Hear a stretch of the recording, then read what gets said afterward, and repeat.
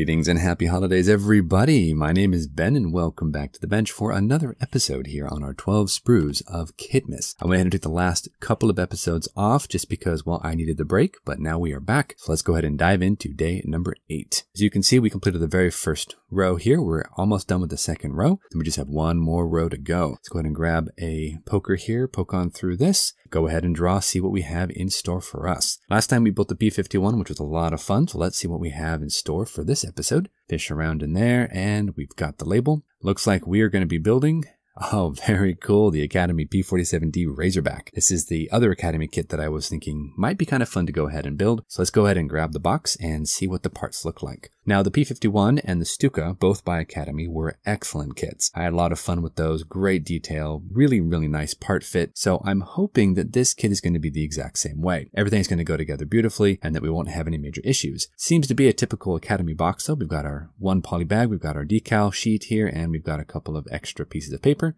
some warnings and attentions, and then we have our actual instructions. So let's go ahead and dive in here and check them out. Just taking a quick look at the plastic here, and already I can tell this is going to be a pretty nicely detailed little kit. We've got some beautiful detail on the inside of the cockpit. We've got some great looking wheel wells. So yeah, I think we're going to be all right with this. This is on the same level as the P51 and the Stuka, so I think we'll be in good hands. Instruction sheet is very typical, just one little fold out here. Not a lot of detail, but it does show a very nice clear breakdown of all the parts and pieces and how everything goes together. So I'm happy about that. We have our choices of different ordnance. We can have the bazooka tubes, the bombs. We can have a center drop tank, 2 different types, and that gives us a little bit of options, which is nice. On the back of this, we have our different versions that we can go ahead and paint. They look to be in the same color scheme. So we have our olive drab on the top. Underneath, we have our neutral gray. Doesn't look to be that difficult, really. Now we have 2 different versions here. We have the box top version here, which is that really cool checkered pattern. And we have a different looking version here with a silver nose. That's interesting. And the white bands. I wonder if that would be kind of fun to go ahead and try. The checkers are pretty neat, but again, it's just a decal and I'd like to go ahead and try to paint something. I don't want to have to paint that checkered pattern. So I think I'm going to go with the silver nosed version. It's kind of unusual. I usually see like white noses or red noses, but never really silver. So let's go ahead and do that one. I think that's going to be kind of a fun change of pace. Plus, each of the individual cowling flaps are kind of alternating between silver and olive drab. So that should be kind of fun to paint as well. Getting into the plastics, looks like we have ourselves a nice 2-piece canopy. That means hopefully, fingers crossed, I can go ahead and keep this in the open position. Let's go ahead and hope for that. Plastic is very nice, very finely recessed panel lines, nothing wrong with that. And inside we have some really nice looking detail. Now you're not going to be able to see it, but well, at least we know it's there. Now the instrument panel itself looks pretty decent. We've got some raised panel lines for the different bezels and those little dials and whatnot, so that looks cool. The cockpit floor though, we have, I think, some injector pin marks there. I'm not really sure if you're going to see it though, so we'll worry about that later. The engine looks good, nice amount of detail there. And of course, our wings have finely recessed panel lines, and it looks like we have some really cool looking detail there in the wheel wells, so that's going to be fun to go ahead and paint. But speaking of paint, most of my references show that the P47s, the early P47s at least, used a darker green for the interior color. So I'm going to go ahead and do that. Now we could do interior green, but I'm going to go ahead and go with a dry brush of sky over top of this dark green. I think that's going to give us a little different looking cockpit interior, and it's going to be at least my attempt to go a little bit more accurate with the color scheme because the instructions just call out for interior green. So let's go ahead and dive into a time lapse. We've got a lot of assembly to do. I want to make some seat belts, want to get that cockpit all painted up and then washed, drill out our gun barrels, get our canopy all masked off, and start priming. Lots to do, guys. Let's get this going and see what we can do.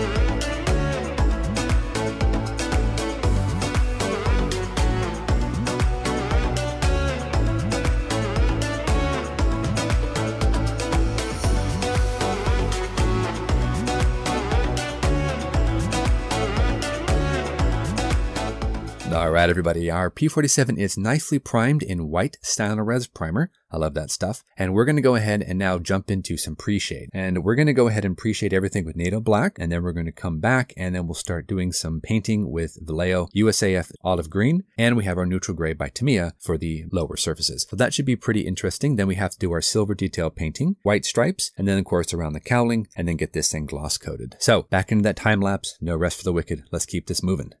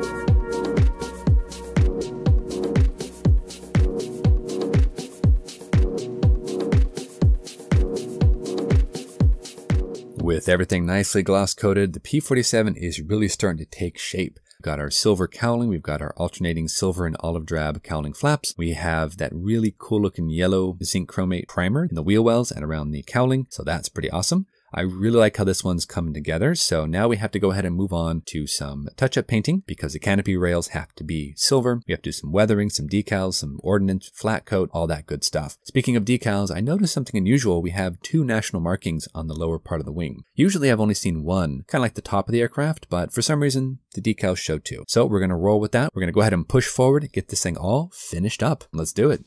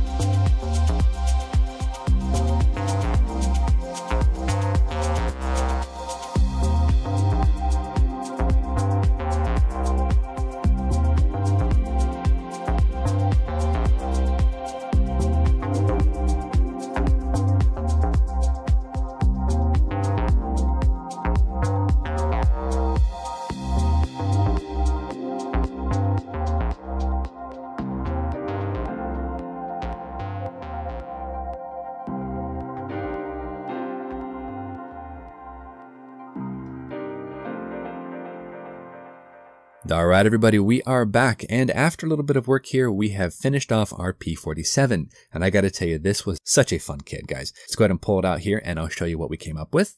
And here we go. As you can see, the P47 has a really nice, very aggressive stance. At least I think so. The Razorback canopies have always kind of called to me a bit more than the bubble top versions. Not sure really why that is, but I don't know. It's just something I like. As you can see, I do have a silver drop tank. We've got our bombs on the wingtips. We've got a little bit of gun dust coming off those 50 cals. The cowling is that silver color. Everything is nicely flat coated. I think it looks okay. You know, it's a really nice looking little model. Let's go ahead and give you a close-up here and check out the detail. As you can see, we did do a little bit of work here on the weathering. We kept it a little cleaner, though, than maybe it should be. I don't really know much about P-47s. I know they were pretty rugged aircraft, so this might have been used and abused a little bit more than I've got it here, but it's okay. You know, this is just for fun. We did a little bit of streaking here around the guns with some gun dust. That's, of course, our AIM weathering powder. We've got a very nice kind of flat coat applied. That's the Winsor Newton matte varnish. We did end up using some more panel liners as kind of a sludge wash. And again, Joe, those are awesome. Thanks again for the tip on those. And then we have just a basic color pencil chipping here and there for different panels.